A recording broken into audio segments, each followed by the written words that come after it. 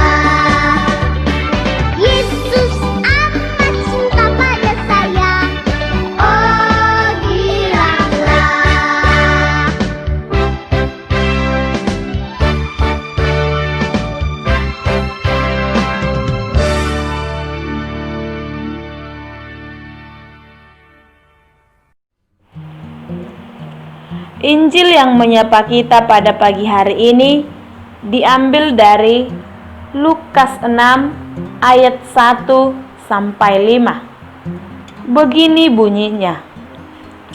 Murid-murid memetik gandum pada hari Sabat. Pada suatu hari Sabat, ketika Yesus berjalan di ladang gandum, murid-muridnya memetik bulir gandum dan memakannya, sementara mereka mengisarnya dengan tangannya. Tetapi beberapa orang Farisi berkata, "Mengapa kamu berbuat sesuatu yang tidak diperbolehkan pada hari Sabat?" Lalu Yesus menjawab mereka, "Tidakkah kamu membaca apa yang dilakukan oleh Daud ketika ia dan mereka yang mengikutinya lapar? Bagaimana ia masuk ke dalam rumah Allah dan mengambil roti sajian, lalu memakannya dan memberikannya kepada pengikut-pengikutnya. Padahal roti itu tidak boleh dimakan kecuali oleh imam-imam." Kata Yesus lagi kepada mereka, "Anak manusia adalah Tuhan atas hari Sabat." Demikianlah Injil Tuhan. Terpujilah Kristus. Baiklah, Anak-anak Miss, sebelum kita masuk ke materi, marilah kita berdoa. Marilah kita sama-sama membuat tanda kemenangan kita, yaitu tanda kemenangan Kristus. Di dalam nama Bapa, Putra, dan Roh Kudus. Amin. Allah Bapa yang Maha Baik, Engkau menciptakan manusia, perempuan dan laki-laki baik adanya. Sekalipun kami memiliki kekhasan dan perbedaan, namun Engkau tetap mencintai kami dan memanggil kami untuk saling membantu dan memperkembangkan. Berkatilah kami ya Tuhan, dan doronglah kami untuk saling menghargai dan meluhurkan satu sama lain sesuai dengan kehendak-Mu. Amin. Di dalam nama Bapa, Putra, dan Roh Kudus. Amin. Oke. Anak Miss, sekarang kamu buka dulu buku paketmu, nak. Ya, kamu buka buku paketmu. Kamu lihat dulu di buku paketmu itu, ya. Kita sekarang memasuki bagian yang kedua dari bab 2, ya. Subtema yang kedua dari bab 2, yaitu dengan judul perempuan dan laki-laki, ya. Perempuan dan laki-laki sederajat. Sudah semua melihat bukunya kan? Baik. Adapun yang akan menjadi kompetensi dasar dari materi kita ini adalah yang pertama, yaitu 1.3, bersyukur atas dirinya telah diciptakan sebagai laki-laki atau perempuan yang sederajat. Baru 2.3, santun terhadap perempuan dan laki-laki sebagai ciptaan Tuhan yang sederajat. 3.3, memahami sikap dan pandangan masyarakat tentang kesederajatan perempuan dan laki-laki. 4.3, melakukan aktivitas atau misalnya menyusun doa, puisi, dan merefleksikan, ya, tentang kesederajatan perempuan dan laki-laki dalam hidup sehari-hari. Itulah yang akan menjadi kompetensi dasar dari materi kita ini. Dan adapun tujuan dari materi kita ini ada tujuan pembelajarannya, yaitu yang pertama, siswa dapat menjelaskan arti perempuan dan laki-laki sederajat. Yang kedua, siswa dapat menjelaskan contoh kasus ketidaksederajatan antara perempuan dan laki-laki.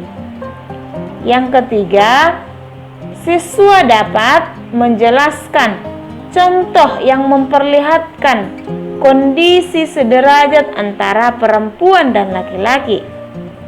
Yang keempat, siswa dapat menjelaskan makna kesederajatan antara perempuan dan laki-laki berdasarkan kutipan Katekismus Gereja Katolik artikel 369, 371, 372 maupun dari kitab suci, yaitu Yohanes 8 ayat 2 sampai 11 dan Markus 15 ayat 21 sampai 28. Yang kelima, siswa dapat menyebutkan berbagai usaha untuk mengembangkan kesederajatan perempuan dan laki-laki dalam kehidupan sehari-hari.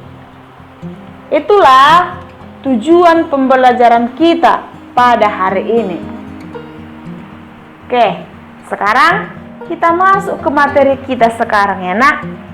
Baik, seperti judul tadi yang sudah Miss katakan, perempuan dan laki-laki sederajat.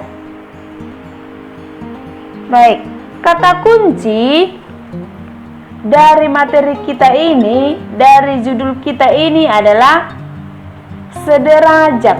Kata kuncinya adalah sederajat. Menurut anak-anak Miss dulu, apa itu sederajat menurut kalian semua? Pasti ada beberapa yang tahu kan?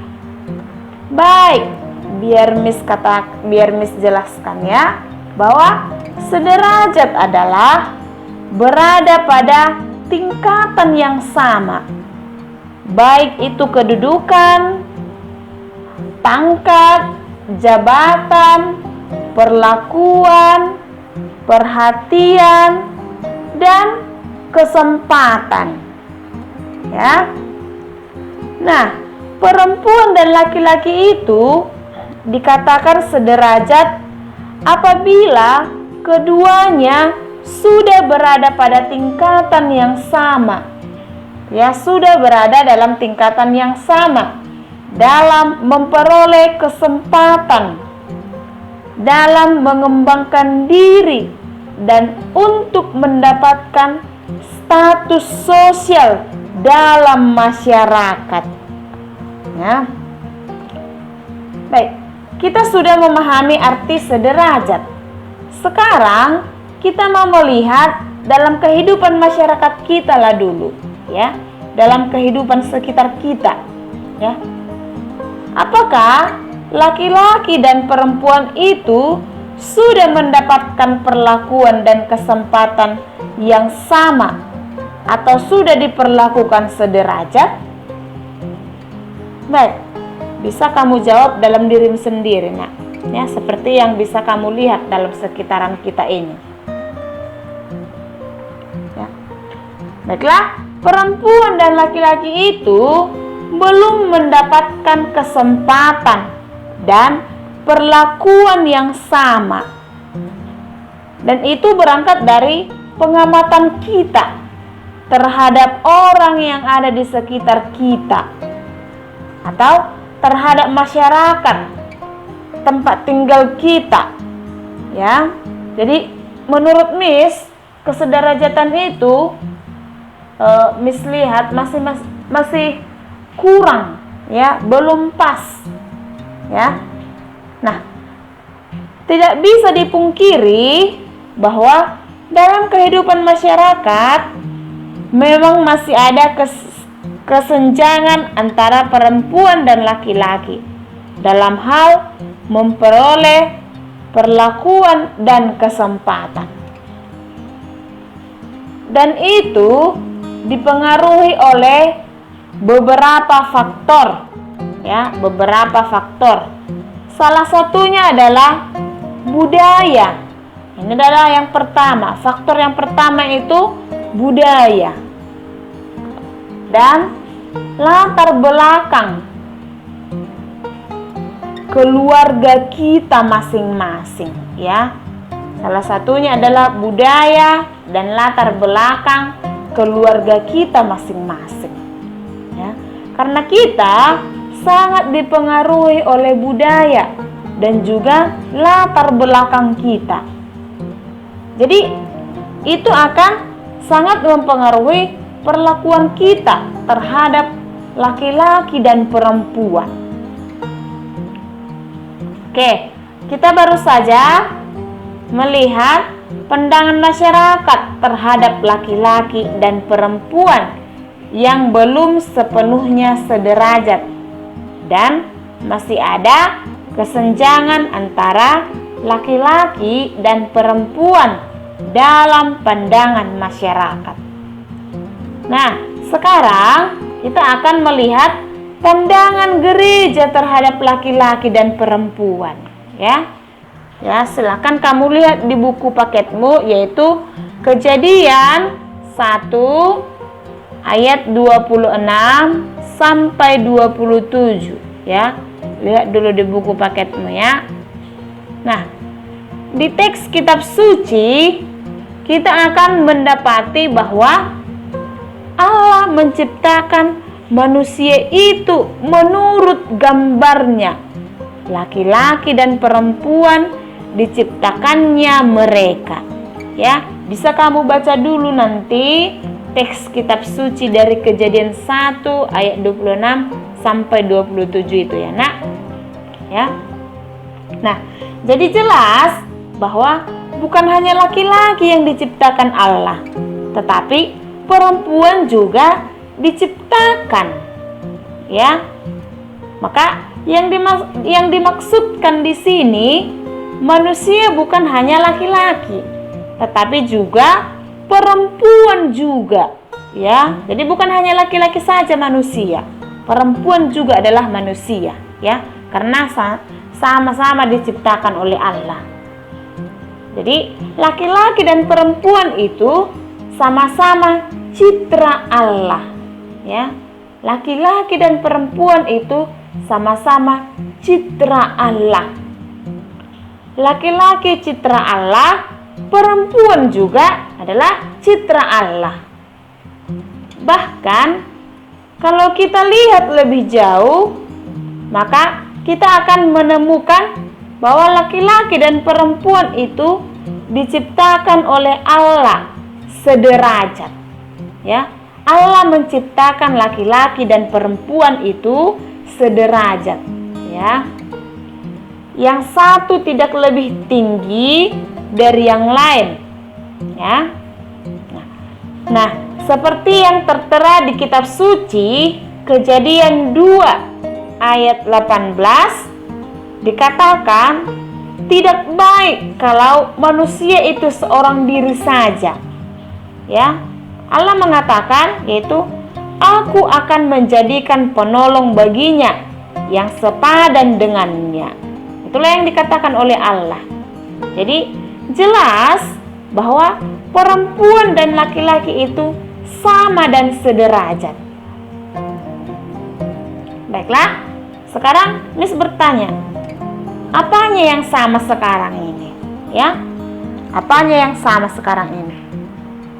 Yang sama itu maksudnya yaitu adalah martabatnya, martabat laki-laki dan martabat perempuan. Ya, martabatnya lah yang sama. Ya, perempuan dan laki-laki tidak boleh melihat dirinya lebih penting daripada yang lain, atau melihat sesamanya lebih rendah daripada yang lain. Jadi harusnya laki-laki itu menghargai perempuan, ya. Jadi anak-anak Miss harus tahu, apalagi yang laki-laki ya, harus menghargai kaum perempuan. Begitu juga dengan sebaliknya, perempuan juga harus menghargai laki-laki, ya. Jangan hanya laki-laki yang menghargai perempuan, tetapi perempuan juga harus menghargai laki-laki, ya, sebagai citra Allah. Jadi sama-sama citra Allah, laki-laki dan perempuan sama-sama citra Allah. Makanya kita harus sama-sama, baik laki-laki maupun perempuan, harus saling menghargai, ya. Nah, kita baru saja melihat dari teks kitab suci bahwa laki-laki dan perempuan diciptakan sederajat dan memiliki martabat yang sama. Ya. Sekarang kita akan melihat ya pandangan gereja terhadap perempuan dan laki-laki. Ya. Pandangan gereja terhadap perempuan dan laki-laki yang terdapat dalam Katekismus Gereja Katolik artikel 369. 369, 371, dan 372. Bisa kamu lihat buku paketmu itu, nak, ada itu tertera di buku paketmu, ya. Baik, dalam artikel 369 kita melihat bahwa perempuan dan laki-laki itu sama-sama dikehendaki oleh Allah dalam persamaan yang sempurna. Ya, persamaan yang sempurna. Jadi, baik laki-laki maupun perempuan sama-sama dikehendaki oleh Allah. Perempuan dan laki-laki sama-sama memiliki martabat yang tidak dapat hilang, yaitu citra Allah. Jadi, baik laki-laki maupun perempuan sama-sama citra Allah. Nah, sekarang artikel 371. Katakan di situ bahwa perempuan itu diciptakan sebagai teman yang sepadan dengan laki-laki. Perempuan diciptakan sebagai penolong yang dibentuk dari rusuk laki-laki. Ini juga menunjukkan kesetaraan perempuan dan laki-laki. Nah, sekarang yang terakhir itu adalah 372. Ya, 372. Dikatakan di situ bahwa perempuan dan laki-laki diciptakan untuk saling melengkapi. Persatuan perempuan dan laki-laki melahirkan keturunan. Ya, jadi sampai disitulah penjelasan dari materi kita ini yang judulnya perempuan dan laki-laki sederajat.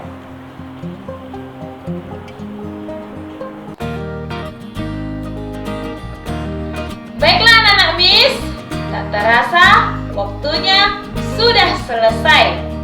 Jadi Miss harap kelas 7 semua tetap semangat untuk belajar di rumah.